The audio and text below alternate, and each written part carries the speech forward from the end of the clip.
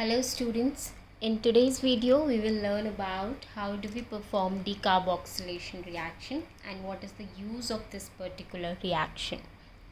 See, as the name itself suggests, decarboxylation, that means we are going to remove carbon dioxide from the entire process.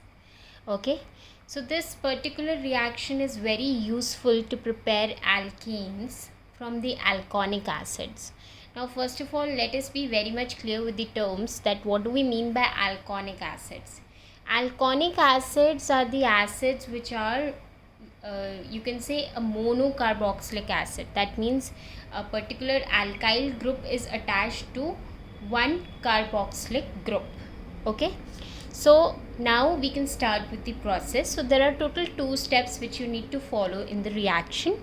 You need to learn what are the catalyst which is used in the reaction. So the catalyst is very simple. As you can see, I have written it is a mixture of sodium hydroxide and calcium oxide in a particular ratio, that is 3:1. Now we'll also learn why we are using calcium hydroxide over here. Also, you need to keep in mind that the temperature condition for this particular reaction is 630 Kelvin. Now next is the steps. So first of all, as I told you, it is used to convert an alkonic acid to alkanes, and this process involves the removal of carbon dioxide too. That is why it is known as decarboxylation reaction. Let's start with the first step. Suppose you have taken any carboxylic acid, RCOOH. R is the alkyl group over here. R is the alkyl group, and COH is the functional group, that is carboxylic acid. When we add sodium hydroxide to this particular reaction in the presence of calcium oxide, as I have already made clear that you are going to use these two catalysts, NaOH and CaO, in the ratio 3:1, and temperature condition should be 630 Kelvin.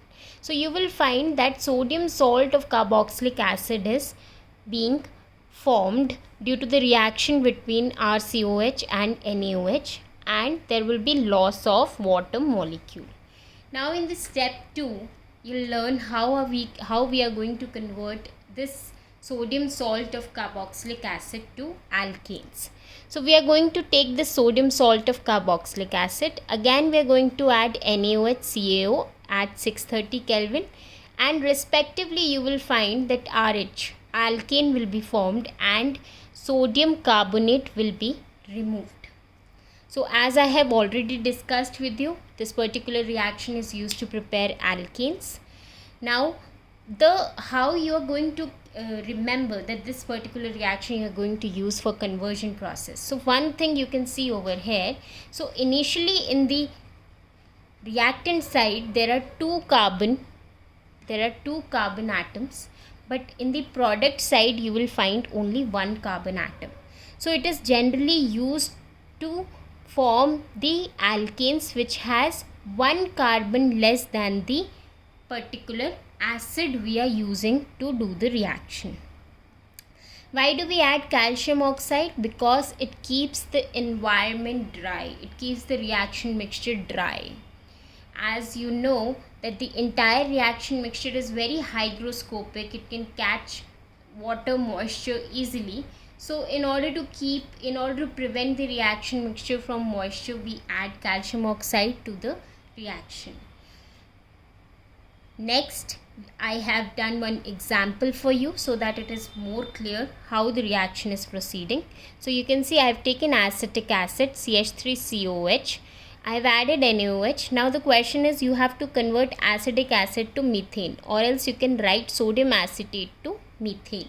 So we have taken acetic acid, CH3COH. We have added NaOH to this in the presence of calcium oxide, 630 Kelvin.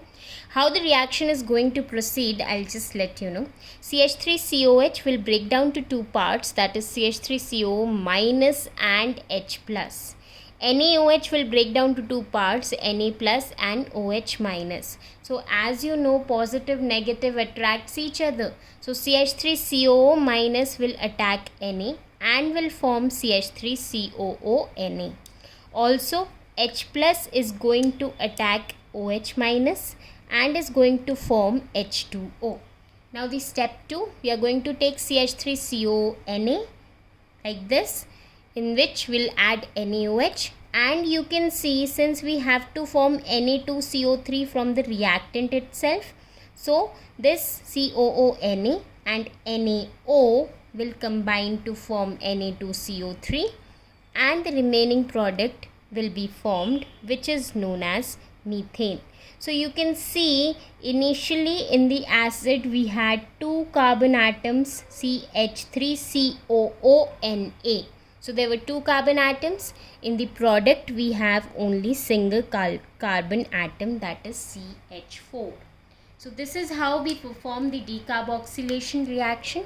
In the next class we'll start with another particular name reaction, and we will learn how it is used to convert the organic compounds.